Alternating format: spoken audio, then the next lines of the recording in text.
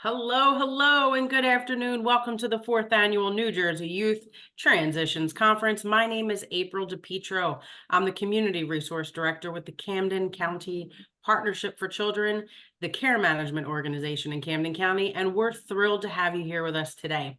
We're excited to introduce our wonderful presenter, Cristine. She's going to be joining us from New Jersey Able, talking about savings and planning.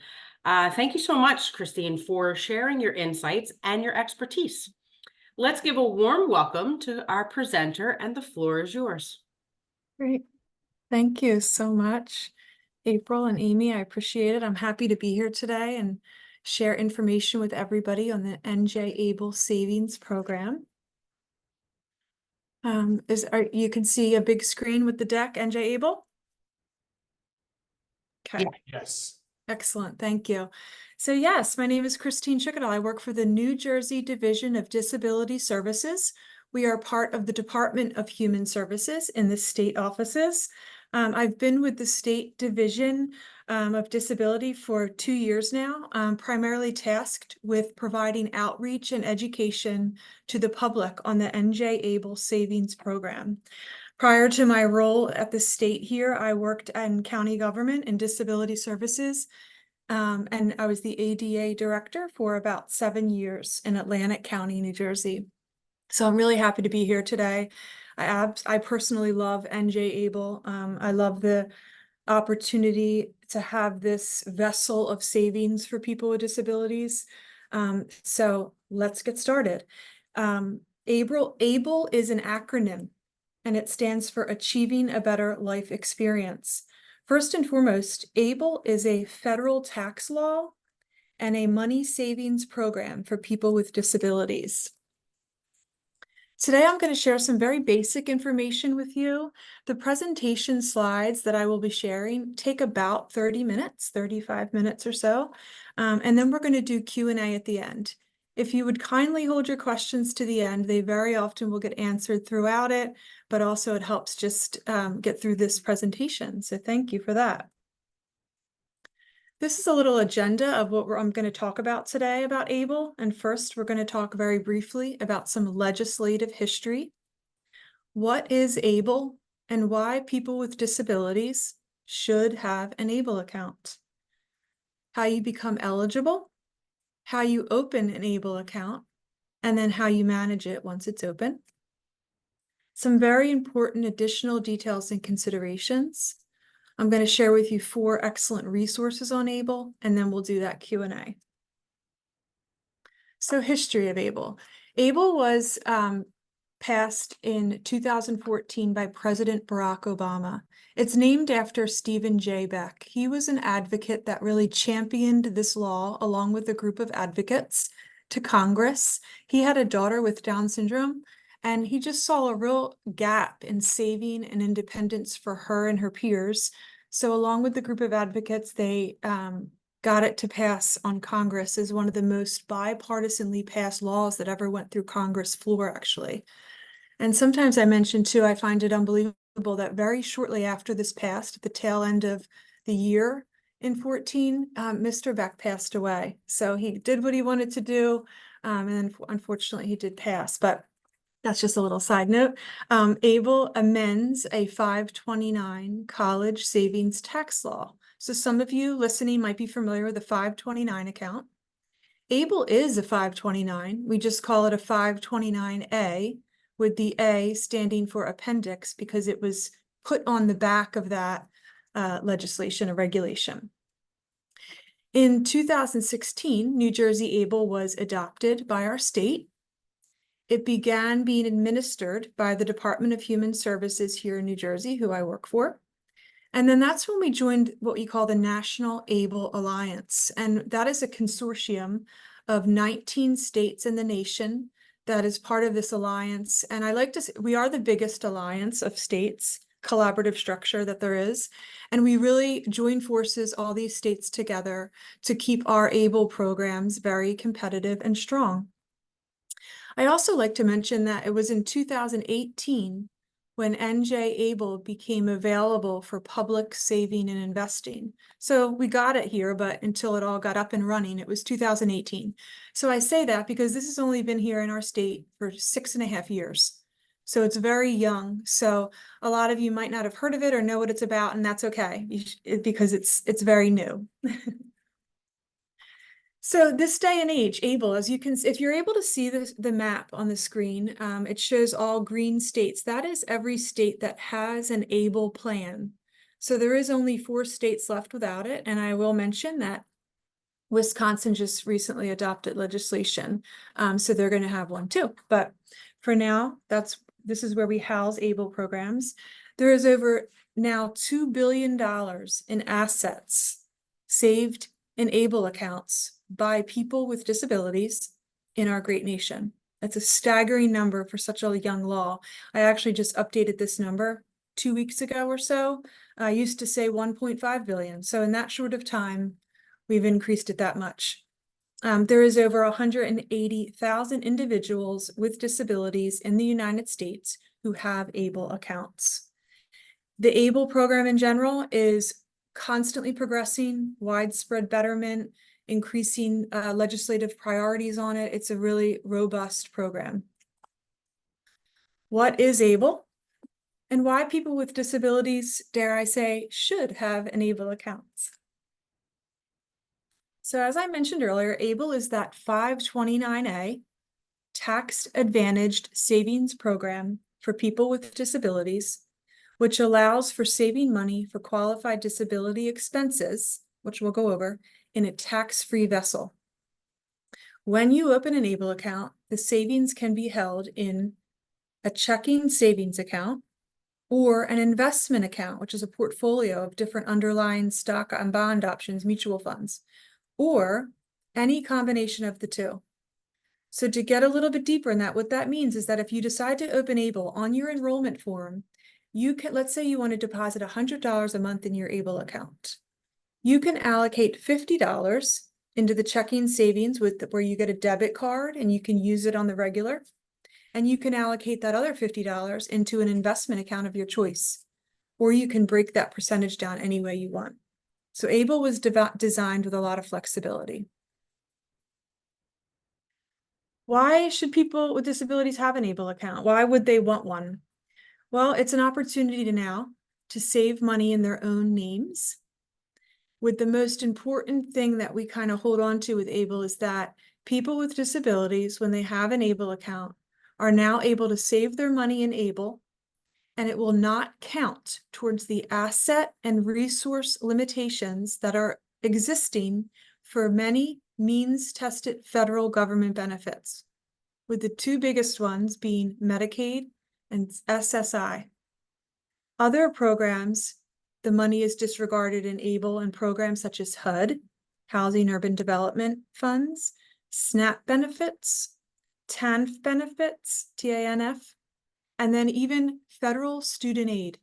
So when they determine if you're eligible for these programs, many of you on this call today may know that people with disabilities cannot have more than $2,000 in their bank account or in their asset streams or locations, or they will lose eligibility for these benefits that I mentioned. Not anymore. ABLE is the first of its kind to circumvent this parameter. So it's super unique and special. And, you know, I do say when I present this that I think it allows people to live outside of poverty limitations, because $2,000 is just a very low number where we need those benefits to survive for shelter, housing, food, but we can't save any of it. So now we can.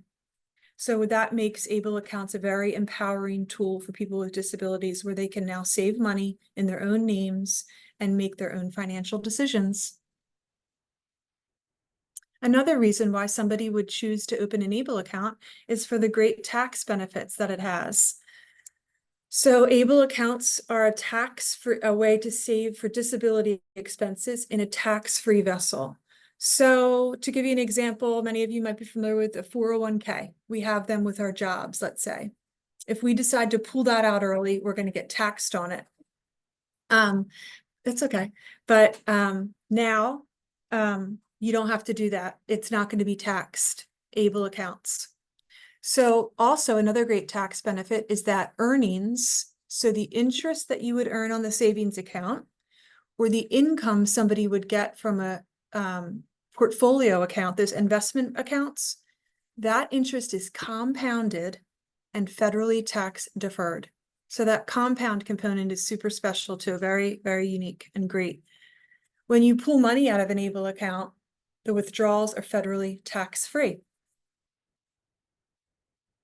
There's this other great tax benefit called the Savers Credit.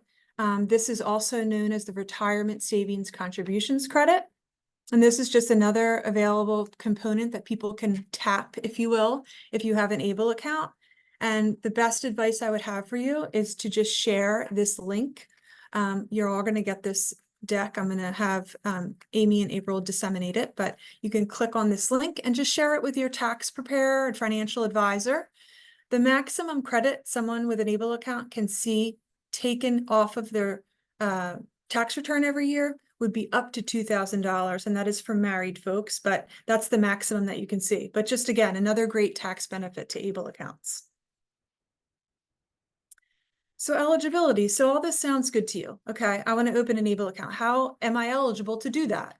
And this is the criteria for eligibility.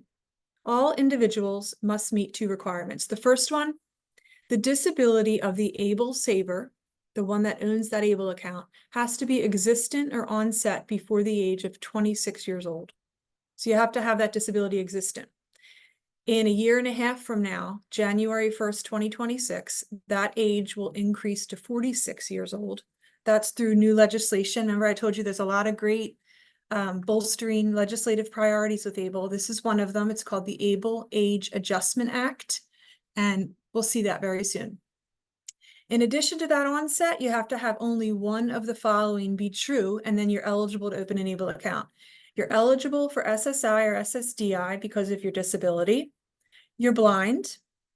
You have a disability that's listed on the Social Security webpage's list of compassionate allowances. I say that sometimes for more disabilities that you're really not sure would I qualify. You can check that list. It's like 380 different disabilities listed there. Or, and it's an or, you have a similar severe disability that a licensed physician can attest to, and just notate that. And that's it. So you have to have those two items, and then you can open an ABLE account. And this is an important component about eligibility. Eligibility requires self-attestation and self-certification that you meet this criteria, and then you can open an ABLE account. You do not need to produce any documentation. So yes, you've met those two items. You have two items. You can go online. There's other ways, and you can enroll in an ABLE account. It takes about a half an hour, and you're ready to rock and roll. In addition to qualifying, you can't have an existing ABLE account in one of those other great states that I said have plans. So some ABLE plans allow outside residents to join their program, their plan.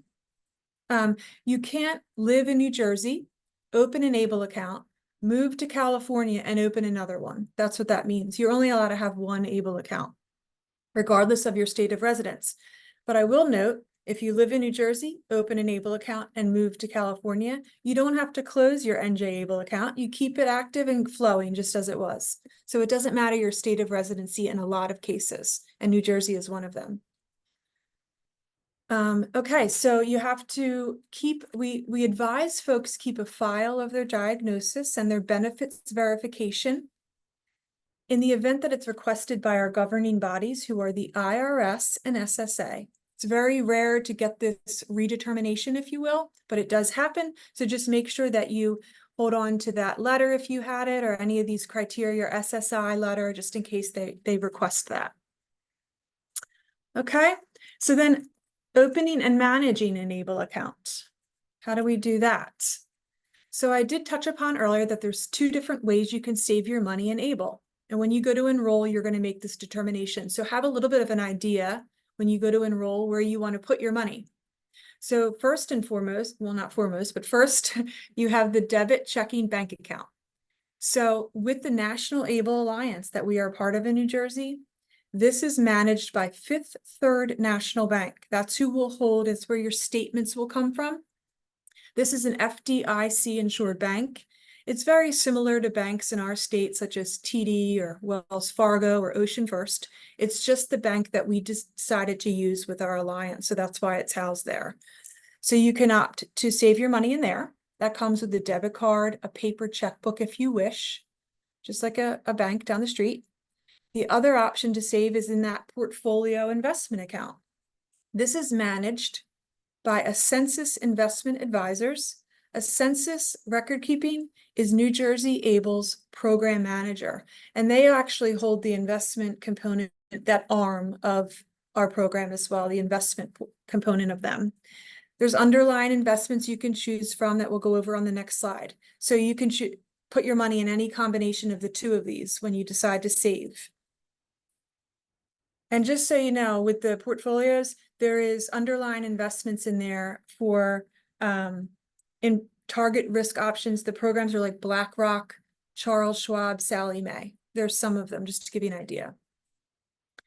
So these are the different ways that you can choose to invest. An aggressive portfolio, if you choose that one, it's up here, or conservative. So you make the decision on how you want it. And as you can, if you're able to see the key on the side, we have stocks, bonds, or cash, and that's how you can opt to save. So if you go to open an Able account and you're like, yeah, I would like to just kind of tuck my money away and put it in that, and you're not sure where to put it, you really do have to have a little bit of an idea of where you want it before you enroll, because they're going to ask you this question. So that's one of the biggest hurdles that we find when people kind of get stuck on enrollment. Is like, I don't know where I want to put it. So have a little bit of an idea. I know somebody who opened their Able account and they went into it with a conservative plan. And then they're like, oh, you know, the money's doing fine. I want to change it and go aggressive. You're able to change that up to twice a year with no additional fee. So if you decide to go into something aggressively and then you don't like it, you can just change it up to twice a year. So that's good to know too. So how do you open an Able account? I did mention this earlier, but an individual with a disability is always and only that Able account owner.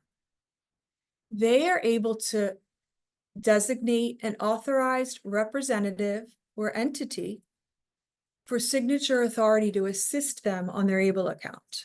So this would be pertinent for a minor, let's say, or somebody with a cognitive disability or developmental disability that would like someone to assist them with their finances because they might not have that legal capacity to manage their money.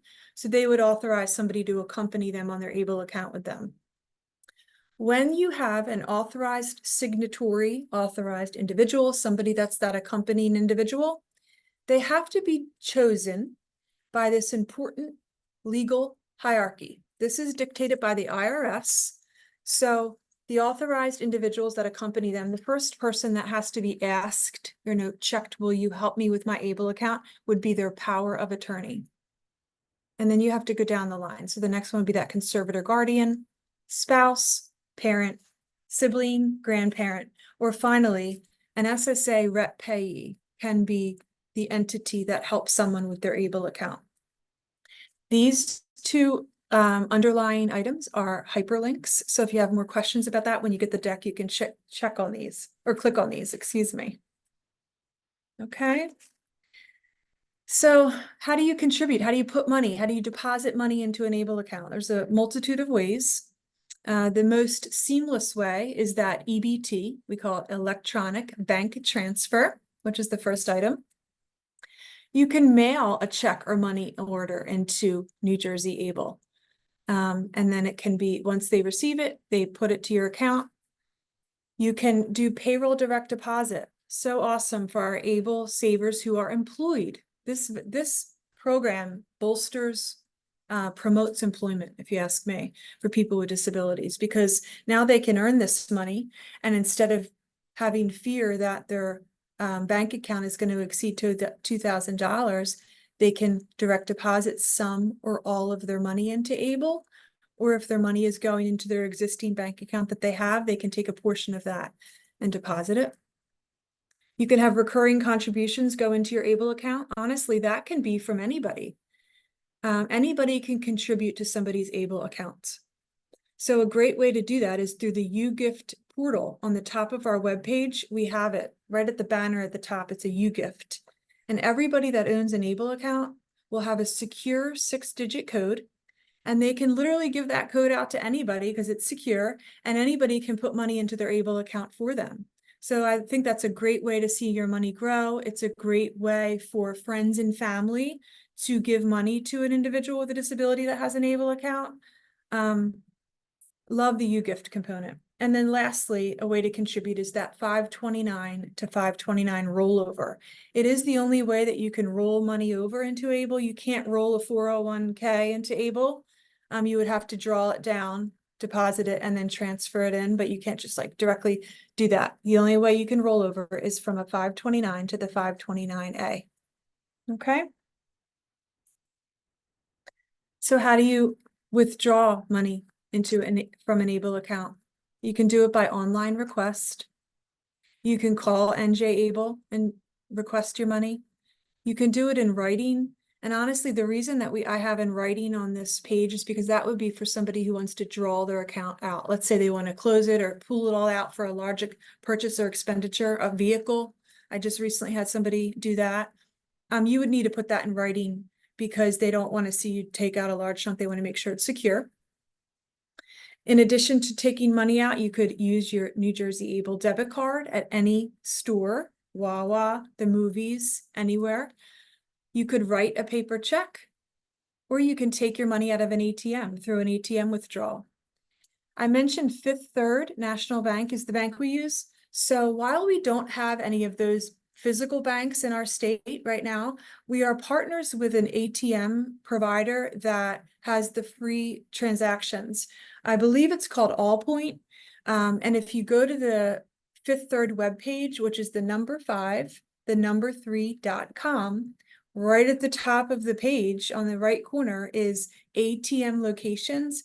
And New Jersey has thousands of locations that we're partnering with this company where you don't have to pay for your withdrawals from the ATM, unless of course that entity like Wawa sometimes will charge you extra. So you'll have that, but the bank itself will not charge. Okay, so maximum contributions, very important component to ABLE here. You're allowed to deposit up to $18,000 per year into an ABLE account. This is a national number. Every state in our nation has this maximum savings capacity. It's actually linked to the IRS gift tax exclusion, if anybody's familiar with that. So you will see this number change by year to year quite often. Last year it was 17,000, and perhaps when we hit 2025, this might go up again. But maximum savings capacity. You can deposit more into an ABLE account if you are employed, and that is through another great piece of additional legislation that was passed called the Able to Work Act, and I'll talk about that on the next slide. It's also important to note that the maximum savings capacity that your NJ ABLE account can house or can have in there is $305,000. That's the maximum savings. Able to Work Act has a little piece of my heart because I love seeing ways where people with disabilities can find employment, obtain gainful, sustainable employment and save their own money, okay, and still receive those federal benefits. So, additional contributions through the Able to Save Act above that $18,000 standard that we know about are allowed up to the annual federal poverty limits, actually for the prior year, but that is for this year, $14,580, or up to the amount of their earned income, whichever is less. So if you do the math and you have a maximum ability to save $14,500 in addition to $18,000, you're able to save $32,580 a year combined in your ABLE account. It's really special. It's important to know that if you do utilize this benefit, in order to save beyond that 18, there is a 1.5-page form on the NJ ABLE webpage, and you just fill that out and send it in, and then you can begin saving.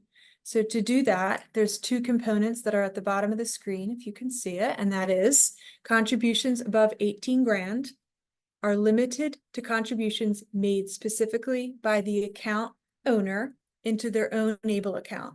So grandma and grandpa can't gift over 18,000, okay? And then additionally, contributions are only allowed through the additional monies if the ABLE saver is not at the time participating in their employer-based retirement fund. Okay, they can have one, they can have a 401k over there if they want, but at the time they're contributing beyond $18,000, they can't do that if they have an existing retirement fund through their employer. I hope that was clear. Okay, so all of this sounds great, and you're like, I can't wait to run and go open an ABLE account. So how do you do that? I will let you know, and I tell this every time I do a presentation, I'm a state employee. There's nothing in it for me if you all go open an ABLE account. This is a resource and a service of our umbrella of services at the Division of Disability Services that we like to inform the public about. So if you decide this is for you, you can go online and open an ABLE account. And I suggest that one. It's the most seamless way to do it, but you can also call a census and do it with somebody over the phone. You can email an application. I think that might have just changed recently. I have to update my deck. And then US mail, you can print your application off of our webpage, handwrite it, and mail it into NJ ABLE. Okay. It doesn't cost anything to open an ABLE account. However, there are some fees associated with owning an ABLE account. Each ABLE account is charged an annual maintenance fee of $58 a year. The investment account component, if you have that, you have normal fees that come with that, and they're less than 1%.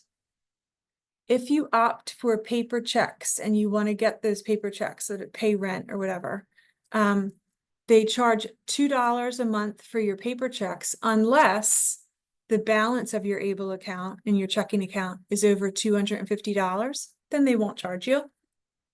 And then if you opt for electronic delivery of your statements, so instead of getting that statement in your mailbox out front and you opt to get it in your email inbox, they will drop the $58 fee to $33 a year. And just so you know, these fees, 58 or 33, depending on what you have, are assessed quarterly.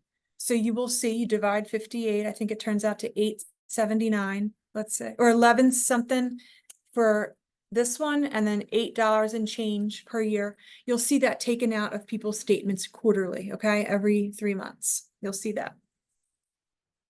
Okay, moving right along. We're almost done here, and then we'll open it up for some questions.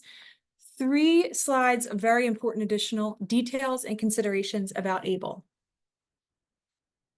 You can spend your money that you have in an ABLE account on qualified disability expenses. When I first started doing these presentations, I really do feel like this was one of the biggest misconceptions. People thought ABLE accounts were very restrictive. And I like to say, I think that couldn't be further from the truth. Because what a qualified disability expense is any expense that is incurred as a result of living with a disability and intended to improve one's health, independence, and quality of life. So these expenses are not limited to medical needs and necessities. They are all that we have here. And I'll give you some examples of, in education, people can pay for tuition or tutor with their money they save in ABLE. You can do prevention and wellness, anything in housing. So we have literally seen people buy a home with money they save in ABLE. Pay for rent or make any kind of home modifications. Sorry about that. Transportation, pay for your mass transit, your Uber or your Lyft or your personal vehicle maintenance or expense with your ABLE funds.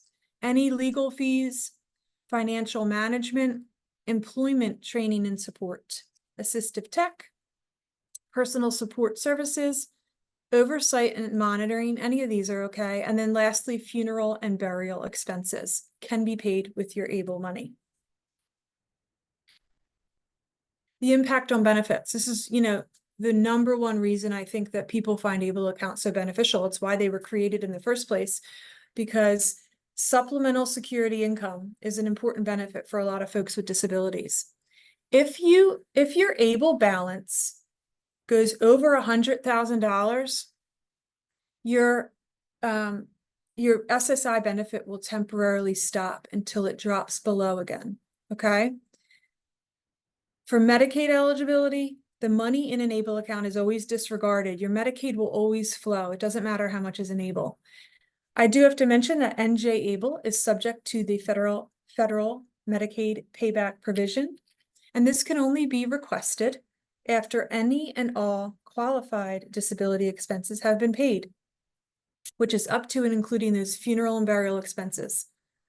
Any assets that remain in an ABLE account when a beneficiary ABLE Saver account owner passes can be used to reimburse a state for Medicaid payments made on behalf of that person after the creation of the ABLE account.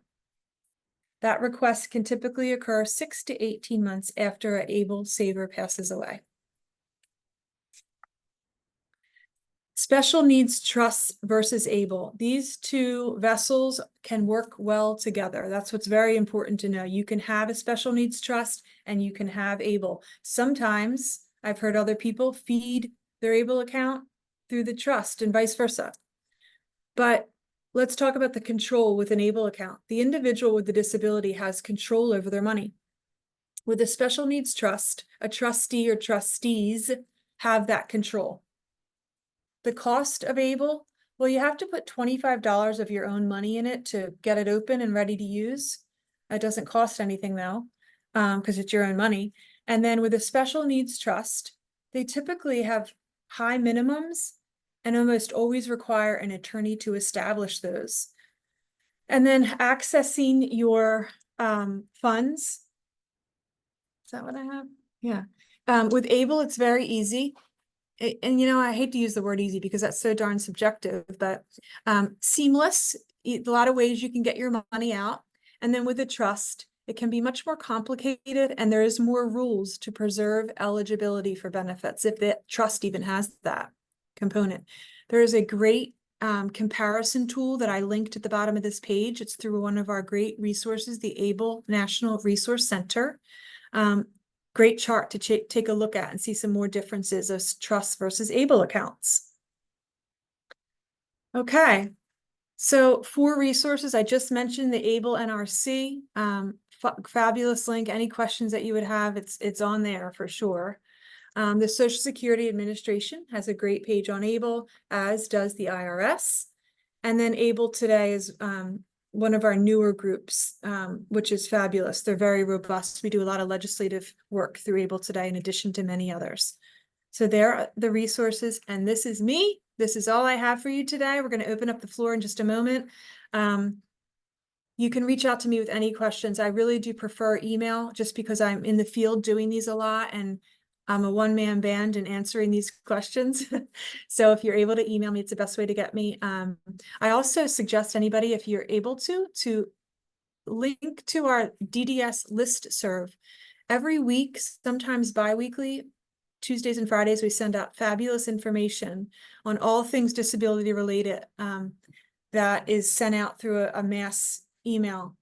So please sign up for that if you're able to and want to. And that is all I have. So ladies, April, Amy, if I can open the floor up for any questions, you can shoot any questions out to me. I'd be happy to answer them. Absolutely. We have one in the chat right now that wants you to go over again. How much can be added to the account yearly? Great. You're able to put, no pun intended, $18,000 a year can be deposited into ABLE. That is the maximum. It's a national number. If you want to go through the Able to Work Act, go to the forms section of our webpage if the ABLE Saver is working, and you can contribute more, $32,580. But the maximum deposit amount is $18,000.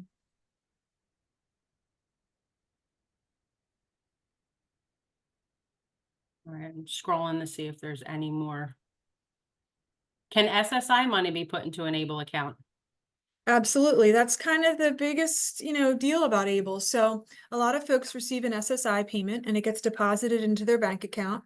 Keep that going. That's how it should continue. I like to say that because I don't want people to close their bank account and get SSI deposited into ABLE. That's not going to work.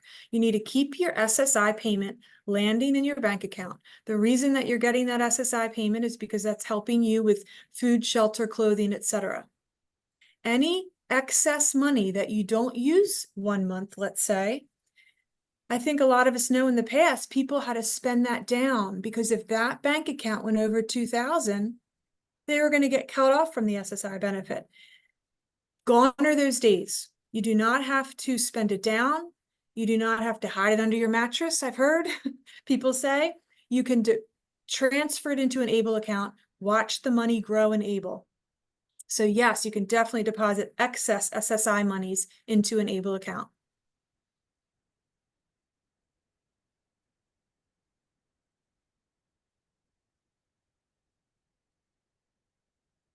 I'm scrolling, hold on. Sure. Do you have any pamphlets or brochures translated in other languages? Oh, good question. We currently don't have our ABLE brochure in Spanish, and I really will say it's something that we want to do. And there's a little bit of technical reasons as to why we don't, because ABLE is tied to federal banking laws. And there's an issue with the feds about that, quite frankly. So I am so sorry to say that, that I don't have Spanish brochures for ABLE right now.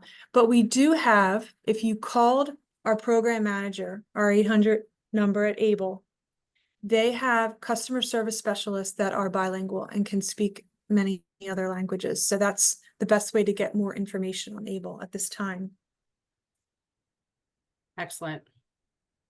Does that have to be a direct deposit from the SSI account, or can you simply write a check and deposit into ABLE? I think you had answered that you prefer that the individual keeps their SSI going into their actual bank account, and if there's any excess, then transfer that excess into the ABLE account, correct? Correct. And you can do that via electronic bank transfer and just link it to the ABLE account, or Okay. you can withdraw the money, write a check and mail it in to ABLE to get it into the ABLE account, however you wish, through the multiple ways of contributing to the ABLE account. See if I can Excellent. find. Is there a minimum balance that you need to keep in a New Jersey ABLE account? Good question. I mean, if you can remember, it's 58 or 33 a year to have an ABLE account. So what happens is if people drop somewhere lower than that, don't 100% quote me on this, but I want to say it's about 6 months or a couple different cycles into our banking system where they can't pay that yearly amount. So they will put a freeze on the account, reach out to the ABLE saver, let them know that, the balance is low. If you would, whatever, contribute more, we're going to be closing your account. And they give you time to do that. Okay. Someone had asked, are there available like information sessions for parents or maybe pre-records that you have either on your website or a YouTube channel? Yes. Oh my gosh. Well, I will say I am trying to develop a webinar. So that's being worked on here at the Division of Disability. But in the interim, I do presentations all over the state. That's the crux of my work. So please reach out to me. My email's up on the screen. And I do Zoom or in person, wherever we have folks that want to hear about it. So just reach out to me. I'm happy to do it for you. Okay, someone said when subscribing on listserv, what is the difference between regular and digest? Choose regular, because I don't know what Regular. digest is.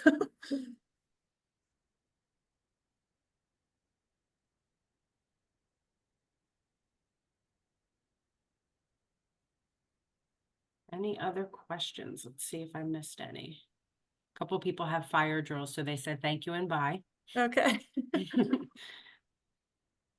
Can you share the resource links in the comments? I guess they mean in the chat. Sure can. Excellent. Thank you.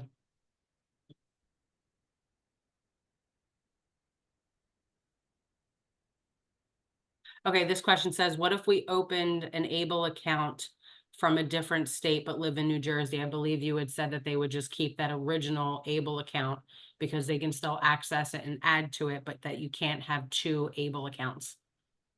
Correct. So, and I can tell you about New Jersey because that's where I'm the specialist. And for New Jersey, it doesn't matter your state of residence. You can Mhm. have an NJ ABLE account. Some states have different rules. So if you Okay. live in Nebraska, I'm honestly not sure if they allow outside residents to bring the plan with them. Because there are some that don't. You have to be a resident of the state.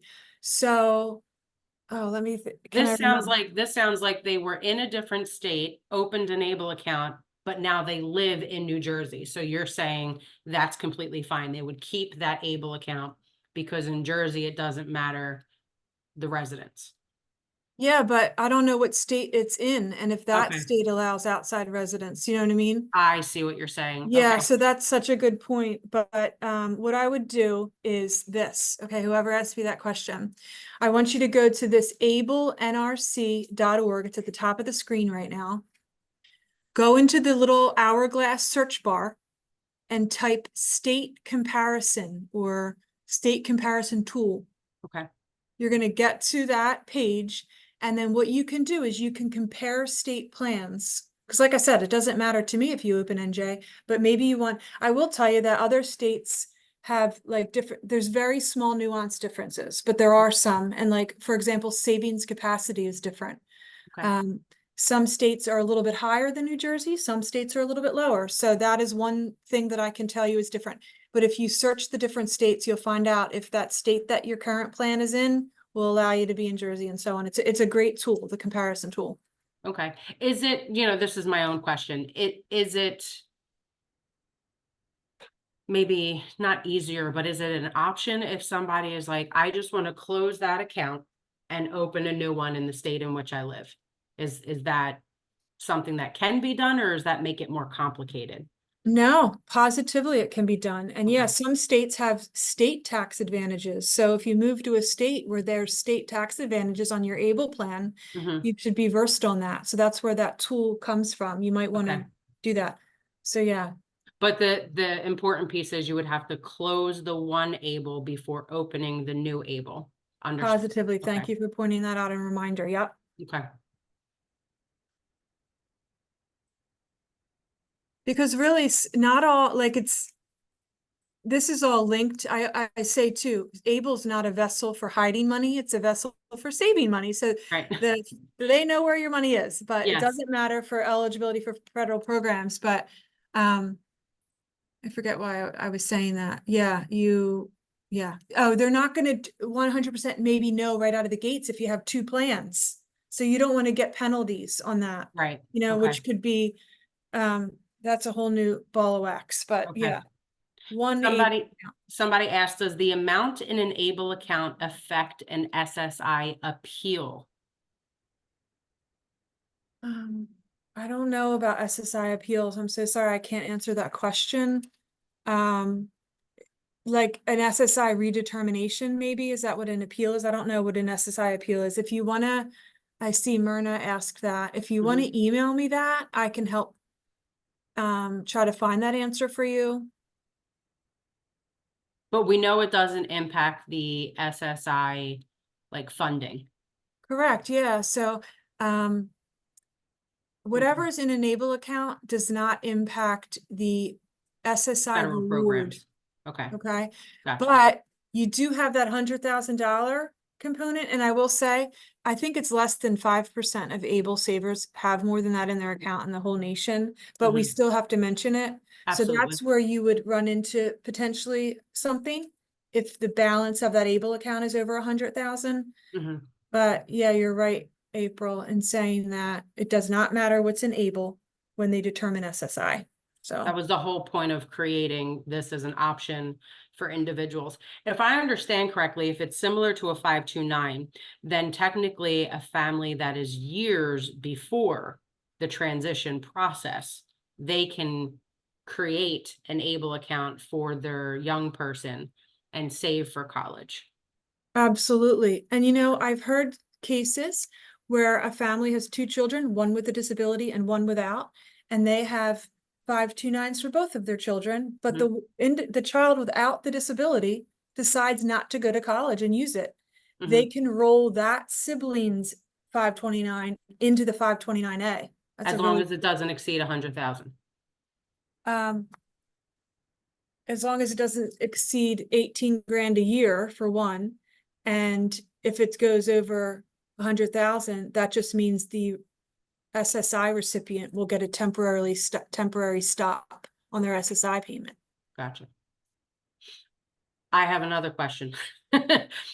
If a parent or guardian is currently applying for partial guardianship, the individual living with the disability, the person with the disability, the account is in their name. Does that impact if the parent has partial guardianship? What if part of that guardianship is the financial component? So that gets into an area of when guardianship is in place of Mhm. person over property. Okay. And again, I'm not an expert at that stuff.